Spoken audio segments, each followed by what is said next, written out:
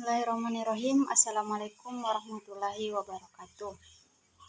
Perkenalkan, nama saya Nur Amelia, NIM 200222226. Baik, pertama-tama adalah kita panjatkan bersyukur atas kehadirat Allah Subhanahu wa taala yang telah memberikan kita nikmat berupa nikmat kesempatan dan kesehatan.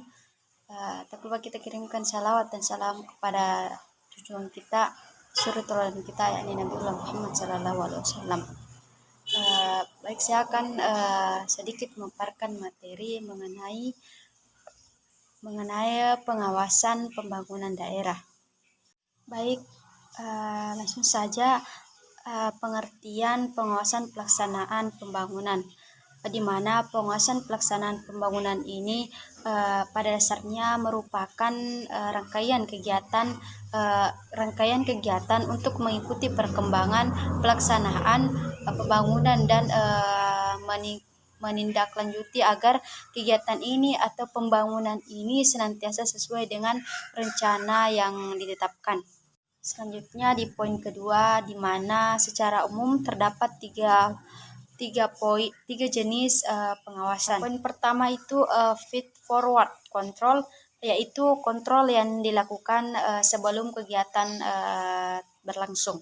Poin kedua, concurrent control, yaitu kontrol yang dilakukan selama kegiatan berlangsung. Dan poin yang terakhir, kontrol, di mana kontrol ini dilakukan setelah kegiatan tersebut selesai.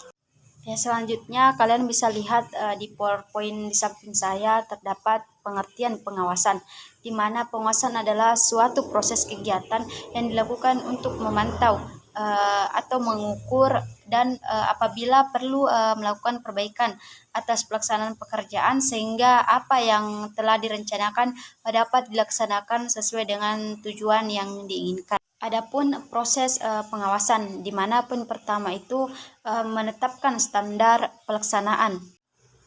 Kedua, menentukan pengukuran pelaksanaan kegiatan. Ketiga, pengukuran pelaksanaan kegiatan. Keempat, atau poin terakhir, perbandingan dengan standar evaluasi. Di slide selanjutnya, di mana faktor-faktor penghambat pengawasan pembangunan pemerintahan daerah, di mana terdapat 3 poin. Pertama, sumber daya manusia, di mana sumber daya manusia itu kurang di dalam pelaksanaan kegiatan tersebut. Kedua, biaya atau dana. Ketiga, fasilitas. Baik, adapun tujuan dan manfaat pengawasan daerah, di mana tujuan pengawasan adalah bentuk menghindari kemungkinan adanya terjadinya penyelewengan atau penyimpanan baik bersifat anggaran, budgeting ataupun prosedur dan kewenangan authority. Di sini juga terdapat contoh penerapan fungsi pembangunan dalam pengelolaan kegiatan usaha yang dapat dilakukan oleh seseorang manajer adalah mengevaluasi capaian kerja organisasi, menyusun analisis jabatan, mengambil langkah atau solusi dalam hal-hal yang belum tercapai, menginformasikan kegiatan tersebut di dalam suatu organisasi. Slide selanjutnya, apa saja sih manfaat pengawasan? Baik, saya akan menjelaskan sedikit manfaat pengawasan. Dengan adanya pengawasan dapat memperkecil timbulnya hambatan, sedangkan hambatan yang telah terjadi dapat segera diketahui dan kemudian dapat dilakukan tindakan atau perbaikan.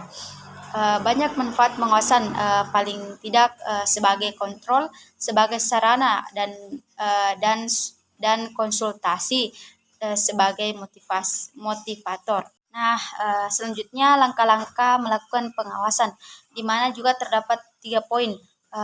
Kalian bisa lihat di samping saya. Pertama itu membandingkan kegiatan dengan standar. Kedua, penetapan standar dan pengukuran kegiatan. Dan poin terakhir melakukan tindakan koreksi. Baik, di slide terakhir itu Mengapa perlu pengawasan? Apakah pengawasan tersebut bagus? Ya, saya akan jelaskan sedikit di sini mengenai mengapa perlu pengawasan.